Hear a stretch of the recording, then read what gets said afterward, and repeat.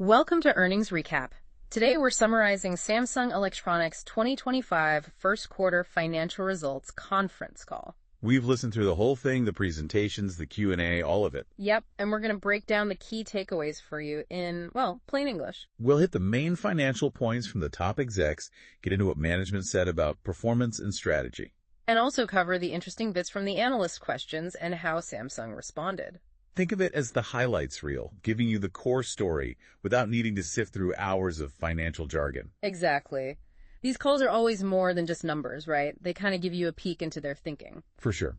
It's about strategy, how they see the market, where they think things are headed, especially for a giant like Samsung. Okay, so let's dive in. Financial highlights first. The big headline number that jumped out at me was that record revenue. Yeah, KRW 79.14 trillion. That's up 4% from the last quarter. Pretty impressive given, the global economy. So what was behind that? A lot of it was the DX division. That's their consumer side. Smartphones, appliances. Right. Their revenue shot up 28% quarter on quarter.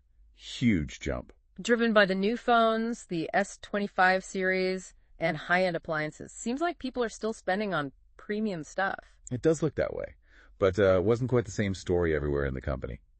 Okay. What about the DS division, the semiconductors? That was down 17% compared to the previous quarter. Why was that? Largely because they held back a bit on HBM sales. That's the high bandwidth memory for AI. Because customers were waiting for the new HBM3E. Exactly. A strategic move, really. We'll probably hear more on that when we get to the memory business details. Okay, so strong consumer side, strategic pause on the chip side. Got it. What about their spending? SG&A. Actually, good news there. It decreased by KRW 0.6 trillion down to KRW 1.4 trillion. And as a percentage of sales? Down 2 points to 27.1%. So it suggests they're managing costs while getting more efficient. That's always good to see. And despite the DS revenue dip, overall operating profit was still up a bit. Yeah, just slightly. Up KRW 0.2 trillion to KRW 6.7 trillion. That strong DX performance really helped cushion the DS situation. So the operating margin held steady. Pretty much. Yep. 8.4%, basically the same as the last quarter.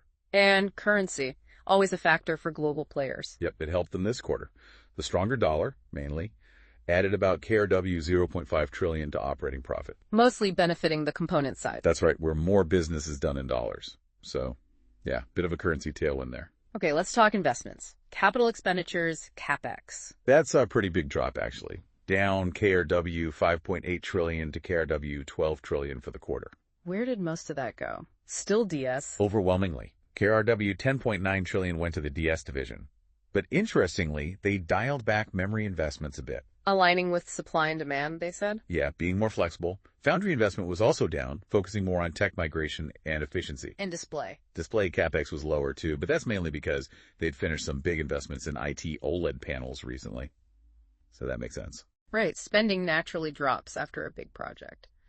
One last thing from the overall results, sustainability. Yes, definitely getting more attention. They highlighted ranking first in the Supply Chain Human Rights Assessment by Know the Chain. What does that reflect? Things like better due diligence, handling grievance mechanisms for risks like forced labor or migrant worker issues, and just being more transparent overall. Okay. So, all in all, a solid quarter financially, with strong consumer results making up for some strategic shifts in semiconductors. Pretty much sums it up. Yeah. Now, what did the CEO and CFO say about the future, their outlook and strategy? Well, they sounded cautiously optimistic, but definitely aware of the risks. Yeah, they mentioned ongoing uncertainties, global trade tensions, financial market swings, stuff that could still cause bumps. But they're also pushing into new areas, right? Robotics and AI got specific mentions. Definitely. They're putting serious R&D money into robotics, hardware, software, doing stuff in-house and looking externally too. The CFO basically said they want to be a leader there. And R&D spending overall is up. Hit a record high in 2024, actually. Q4 R&D was up 16% year on year. So they're investing heavily in future tech. So looking at the full year 2025, what's the general feeling? They're kind of hoping for gradual improvement in the second half, but it really hangs on those global uncertainties calming down. Okay, back to the DS division strategy. How do they plan to boost that after the softer Q1? They see continued growth in AI servers, plus the trend of AI moving onto devices like phones and PCs. That should help. And the HBM situation. They plan to proactively meet that demand with the new high-density HBM3E products. For Foundry, it's about getting more orders across the board, advanced nodes, and mature ones to improve profitability. Makes sense. And for the DX division, the strong performer, how do they keep that going? Plan is to keep selling the current flagships well, plus some older models, and they've got new flagships coming in the second half. With more tailored AI features. Exactly. Plus updated wearables. They also want to tap into demand across the whole product range, especially in emerging markets. And more AI integrations everywhere. TVs, appliances. Seems to be the theme. Reinforce their AI leadership across the board. AI is definitely a key ingredient now. Given all the global uncertainty, did they talk about risk management? Yeah, they mentioned thoroughly reviewing their global production sites and infrastructure to stay agile. And using AI internally, too, for efficiency. Right. Applying AI and robotics to streamline their own operations and just generally trying to foster more collaboration between their different business units to spark innovation. Okay. And finally, shareholder value. Always important. Absolutely.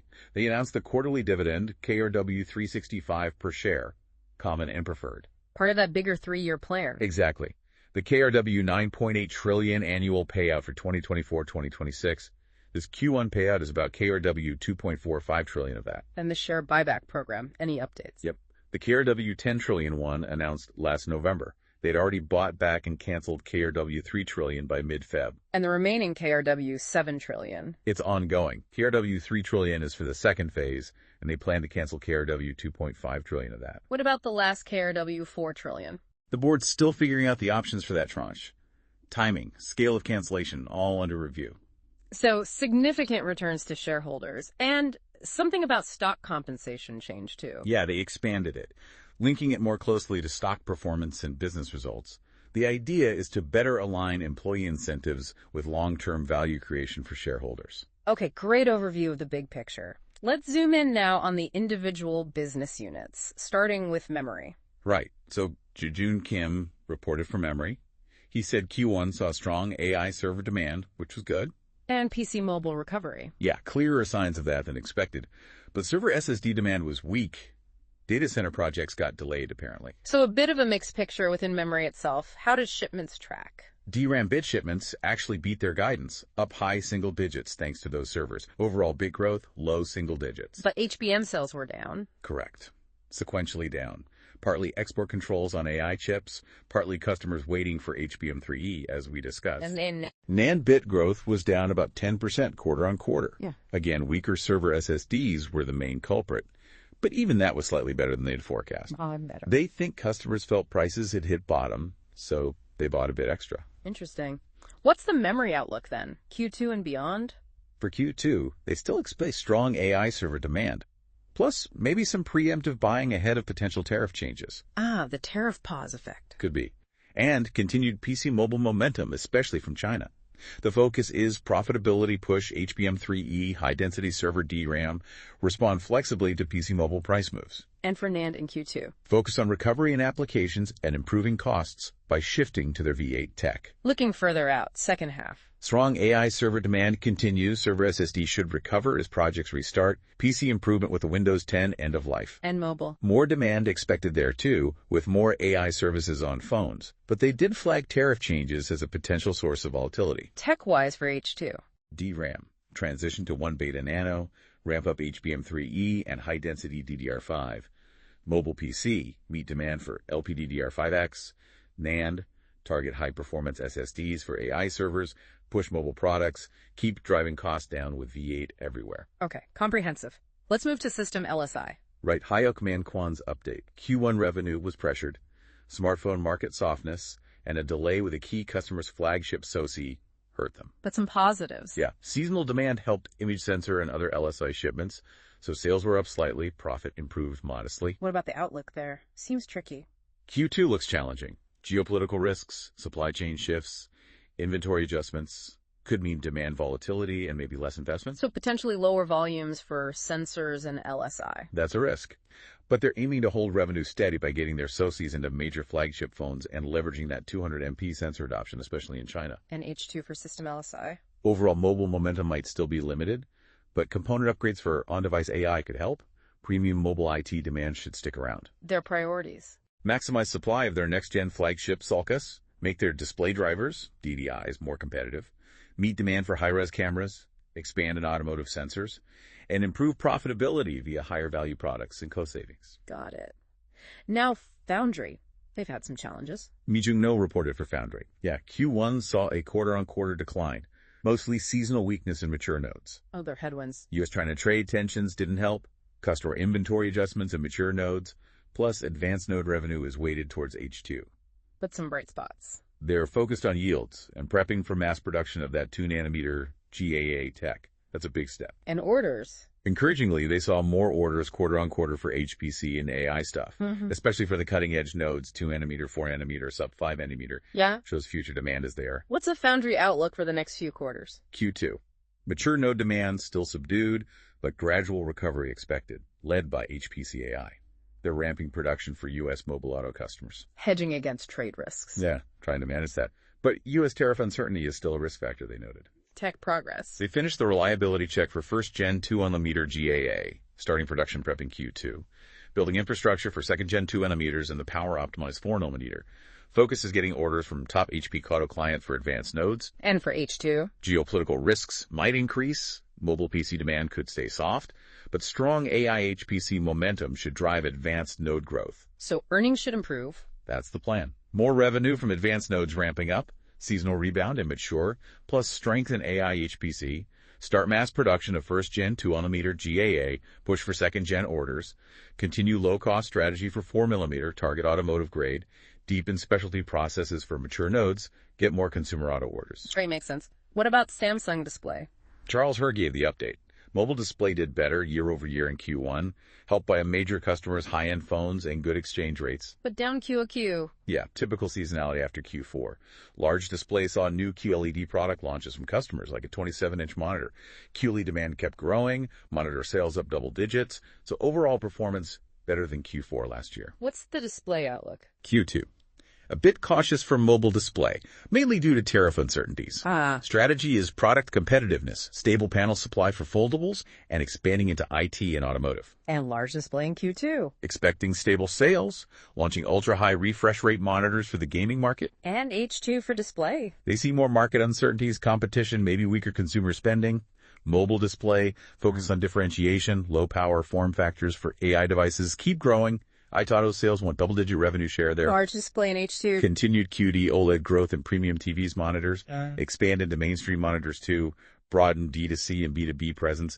Basically push OLED adoption and cement QD OLED leadership. Right. Let's switch to Mobile Experience MX. How was their Q1? Daniel Arau reported. He noted the usual seasonal smartphone market decline from Q4. But MX shipped 61 million smartphones, 7 million tablets. ASP. Smartphone ASP was $326. And importantly, revenue and operating profit grew quarter-on-quarter. Driven by the S25 launch. Largely, yeah. And the Galaxy AI features resonated. Flagship revenue was up year-on-year. Plus, better cost control helped. Profitability. Solid double-digit margins. Operating profit improved year-on-year too. What are their plans for the rest of 25? Q2. Expect overall smartphone demand to dip seasonally. Potential tariff impacts too. MX expects fewer shipments and lower ASP as the S25 launch effect fades. The tablet's up. Sequentially, yes. Strategy is sustain flagship sales, S25 Edge coming, keep pushing S25, and bring AI features, awesome intelligence, to the A series. Focus on premium, manage resources carefully due to tariff component price risks. And H2 for MX. They see macro uncertainty, especially U.S. tariffs, possibly pulling down the overall smartphone market year-on-year. Tablet growth slowing, but premium demand holding up. Wearables should grow. New foldables coming? Yep. Enhanced performance, design, durability, and tailored AI. Plan is broader lineup, keep flagship focus, boost A series, launch new ecosystem products, AI, health. Tablets, wearables, TWS. Tablets.premium with AI-enhanced Tab S11. Wearables. New Galaxy Watch, expand presence. TWS premium marketing, plus a new entry-level model. Also exploring XR headsets. Overall, drive flagship ecosystem growth. Optimize for profit. Okay, last division, visual display TVs. Daniel Rose update. Q1 TV market demand down from the Q4 peak, but up slightly year-on-year. Premium and big TVs drove that growth. How did Samsung do? Expanded sales share in high-value stuff, Neo QLED OLED 75 compare plus TVs year-on-year. Profitability improved QOQ, price hikes, lower costs, but down year-wide due to the stagnant market and competition costs. VD outlook. Q2. Expect TV market demand similar year-on-year. Tariff uncertainty continues. Launching new 2025 AI TV models globally. Focus on premium sales and profit. H2 for TVs. Still economic uncertainties, but solid demand expected for high-value TVs. Big QLED OLED. Want to lead the AI screen market with the new AI TVs? Better picture sound experiences. Capture peak season demand with retailers. Broader strategy. Develop TV plus content and ads for profit growth. Regain market share via Vision AI, tailored experiences, expand AI TV lineup, solidify premium leadership, OLED super big, strengthen large entry level 75 plus, communicate strengths, security design, and boost service business. Okay, that covers all the divisions. Let's get into the analyst Q&A highlights. Tariffs came up right away, didn't they? Unsurprisingly, yes. Dong Wu from BofA Merrill Lynch asked about the impact and response. Samsung basically said it's hard to predict precisely. They mentioned the 90-day pause. Right. Flagships like chips, phones, tablets are exempt for now, but there's a product-specific investigation ongoing. So they're monitoring, talking to governments, using their global footprint to be agile. Division-specific responses. MX expects potential component price rises if tariffs hit derivatives, aims to offset with flagship premium sales. VDA, focusing on premium, might relocate production if needed. DS monitoring U.S. policy, prepping countermeasures. Jay Han from JP Morgan wanted more detail on memory performance. Yeah, Soon Shield Park elaborated. Said strong AI server demand plus the feeling PC mobile prices bottomed out led to more buying. Tariff concerns also drove some pre-production, drawing down inventory faster. And the HBM dip. Confirmed it was deferred demand for HBM3E plus those export controls on AI chips, but server DRAM bits were up mid-teens. QOQ, conventional DRAM up high single digits, DRAM ASP down mid-single digits. And NAND? Server SSD weakness hit overall NAND ASP hard, down mid-teens. Bit growth down 10%, but still beat guidance. Sang Q Kem from Daiwa had a few questions. Buybacks, M&A, MX profit drivers. On buybacks, Soon Chilpark confirmed KRW 2.5 trillion of the second phase. KRW 3 trillion repurchase is slated for cancellation, excluding employee stock. Board still weighing options for the final KRW 4 trillion. M&A talk. Just that they're always exploring strategies for their cash, including M&A, aiming for long-term shareholder value. And the MX profit boost in Q1. Daniel Araujo pointed to higher flagship sales, better product mix, operational efficiencies, dev manufacturing logistics, lower component prices, and optimized standardized components. Aims to sustain that via flagships like S25 Edge and premium ecosystem, despite tariff price risks. HBM again and TV market share from Kim Dongwon at KB Securities. HBM. Soon Shell Park said HBM3E samples shipped. Revenue contribution starting gradually Q2. Tariff export control volatility still a factor. HBM sales should recover from the Q1 bottom as HBM3E ramps. HBM4 on track for H2 mass production, custom projects discussed for 2026 revenue. Investing in HBM44E continues. TV market share recovery strategy. KL Rowe reiterated the plan. Vision AI, tailored experiences, expand AI TV lineup, lead premium, OLED super big, boost large entry level 75 plus, communicate strengths, grow service business, TV plus ads, acknowledge share loss due to entry level growth competition. Foundry profitability concerns were raised by Han Dong-hee at SK Securities. Mi Jung-no blamed recent losses on the weak economy, mobile PCs slowdown, poor demand from some major customers hitting utilization rates and raising fixed costs. Expects H2 demand recovery to improve utilization, narrow losses. Focus is stable mass production, customer engagement, optimizing mature nodes, developing specialty processes for long-term improvement. Lee Jununi from Goldman Sachs asked about the memory and display outlook considering tariffs and competition. Memory, Jujun Kim. Q2 sees inventory normalizing, strong AI demand. Tariff export control uncertainty clouds, H2. Q2 tariff grace period caused some pre-buying, might impact H2. Monitoring tariff supply. Expect DRAM price recovery, mobile EC in Q2, NAND price decline slowing, some flat up. Q2 DRAM sales up on shipment growth, flexible supply for profit. DRAM bits plus low teens QOQ, NAND bits plus mid-teens QQ. NAND demand recovery expected. Expand Gen 5 server supply, manage supply mix, accelerate V8 cost cuts. Display, Charles Herr. Working to stay competitive despite tariff OLED competition. Cooperating early with customers for differentiated products. Focus on cost, tech advances, brightness, low power, foldables, form factors for AI era. Using Gen 5.6 and upcoming Gen 8.6 lines optimally for phones, IT, auto.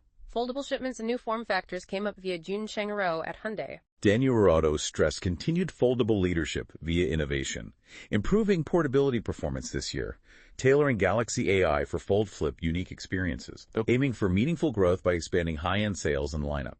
New form factors. Focus is ensuring quality usability first, need meaningful competitive edge before launch, carefully reviewing options. And finally, Lisa Chiol from Citigroup asked about the longer-term AI impact on memory beyond just servers. Jae-jin Kim mentioned models like DeepSeek driving interest in efficient AI inference on smaller LLM servers, PCs, phones, edge. Seeing traction in workstation AI PCs needing lots more DRAM. 128/512 GB expects Windows 10 end-of-life replacement cycle to favor AI PCs needing hardware upgrades. Mid to long-term view. Continuous demand for higher density performance memory. Mobile needs power-efficient, high-perf DRAM for on-device AI, trend towards LPDDR5X in flagships. Looking beyond H2 2026, discussing LPWLP power performance and LPDDR6. Committed to developing solutions for generative AI spread, including the edge. So wrapping this up, quite a picture. Samsung navigating a really complex world. Definitely. Resilience shown with that record revenue, despite the DS headwinds. Yeah. Strong focus on premium. And AI just seems to be everywhere in their strategy now. Plus that commitment to shareholder returns, and you see each division trying to adapt and innovate. Yeah, it really highlights that constant push and pull between global economics and just relentless tech innovation. Shapes everything from consumer gadgets to the core semiconductor industry. Makes you wonder, what AI features will become indispensable day to day and how companies like Samsung keep leading that charge. Exactly. Lots to think about in terms of how this all plays out in the tech landscape we all live in.